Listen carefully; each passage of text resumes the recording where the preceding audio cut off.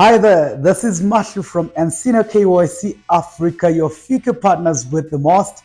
And again, because we love you and we want to make sure that you remain compliant and you're never found on the wrong side of the law, or at least FICA legislation, we just decided to put something together for you, more especially if you're a high value goods dealer. So maybe you sell jewelry, or maybe a motor vehicle dealer, and you've been asking yourself this question: am I also considered a high value goods dealer? So there is something that is called FIC Schedule 1, that is a list of all the categories of accountable institutions, or at least institutions that are accountable to the FIC, that must comply with the FIC Act or FICA. And high value goods dealers are item 20 of FIC Schedule 1. And according to the FIC, this encompasses businesses, and that means both natural persons or legal persons that are involved in the sale of any physical items that are valued at 100,000 Rand or more. So the criteria is that you must be selling a physical item. It is a tangible item, never intangible. So if you're, for instance, involved in the sale of stocks that are being traded, or any other financial instrument really that is intangible, that is exempted as far as this category is concerned, it must be a physical item, tangible item worth 100,000 Rand and more for you to qualify as a high value goods dealer. Look, as long as you have any item, a single item, it can even just be a single item that is worth 100,000 Rand and more within your inventory, you are deemed to be a high value goods dealer. Say, for instance, you have a client and they decide to make a structured payment towards that one item. For instance, they say they will pay you 80,000 Rand in a payment, and they'll most likely come back in the next month to pay the balance of 20,000 Rand. That is still deemed to be a high value goods deal. So it can be a once-off payment, it can be a structured payment, but as long as the item itself is valued at 100,000 Rand or more, that constitutes a high value goods deal.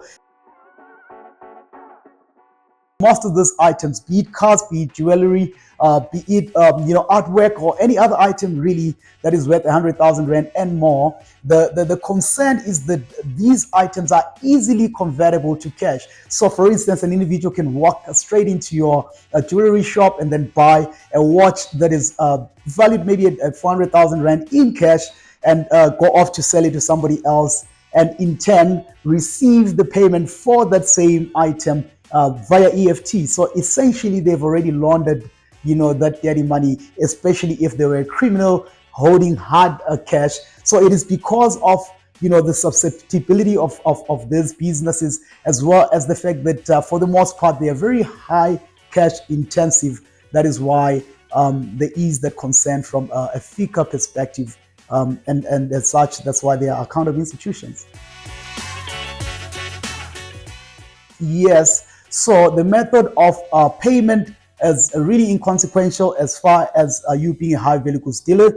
If you receive cash or EFTs or any other form of payment, even if it's crypto, the basis of you being an accountable institution is the fact that you have within your inventory an item or items that are valued at 100,000 Rand and more. If, for instance, you do receive or maybe sell an item that is less than 100,000 Rand, and you find that that transaction is suspicious to you, maybe the client is behaving in a suspicious manner, or maybe they just open up their nice little briefcase and give you soiled or just wet 200 Rand notes that seem like they came out of a cash in transit. Even if it were a 60,000 Rand transaction, in that instance, then you're obviously mandated to file the suspicious transaction report to the FIC, although that transaction itself does not qualify as a high value goods a deal. So remember that the obligation to then report suspicion remains, notwithstanding the actual amount of the transaction.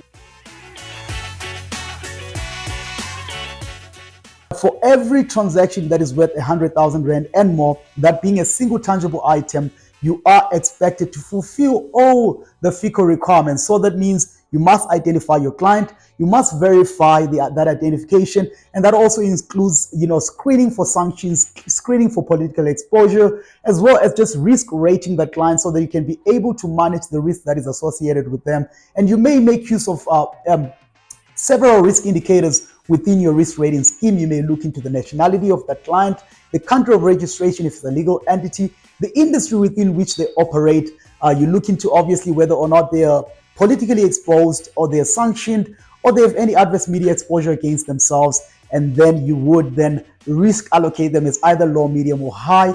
And that then informs the level of diligence that you apply in terms of just being able to conduct business with that client. So for instance, if they were high risk, asking for documentary evidence just around their source of funds and source of wealth, etc., just to give you that level of comfort when dealing with such a client. And you'd also go on to apply what we call ongoing enhanced due diligence. So you're monitoring the business transactions going forward just to see if they're consistent with your initial knowledge of the client, especially if it's an ongoing business relationship. So if it is a high value goods deal, it does then mandate that you fulfill the full FICA requirements.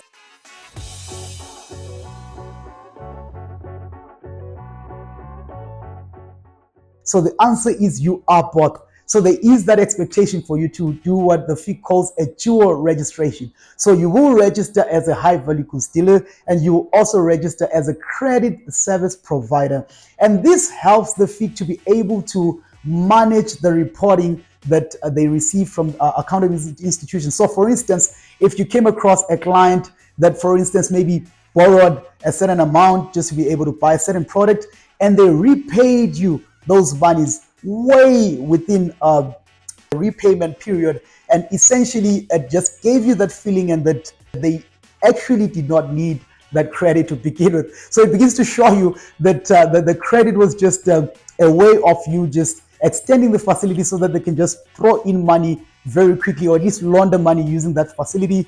And the repayment period, or the pace at which they repaid that amount, shows you that there was no need at all for that credit facility. That then mandates for you to file the suspicious transaction report to the FIC. And then in this instance, you would file the report under your credit service provider profile, as opposed to under the high value goods dealer profile. So you will file the transaction within the realm of the suspicion. So if it is in relation to the actual good, you file it under your high value goods dealer organizational ID on the FIC's website. If it is in relation to the credit service, then you'd file it under your credit service provider organizational ID. So that is why you would have to do what we call a dual registration. So I trust that this has been an insightful session that we've had with you, and we've really tried to share as much as we can just to give you that insight and that knowledge and all the information that you need as far as being a high value goods dealer is concerned. And again, my name is Mahlu from Encino KYC Africa, and from us to you, cheers until we see you next time. Goodbye.